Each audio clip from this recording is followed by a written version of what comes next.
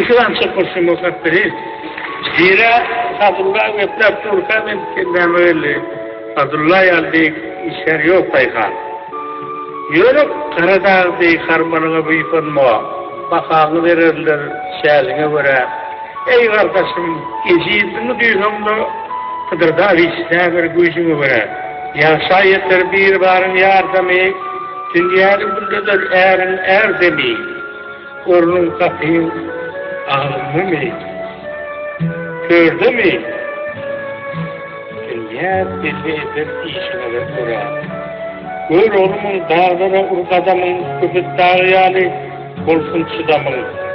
Tumşoğunda ağrı atır gedemin, özüm koruğun duyuşunu kura. Kimde olsam bu dünyada arman var. Mümbür derde, mümbür iki derman var.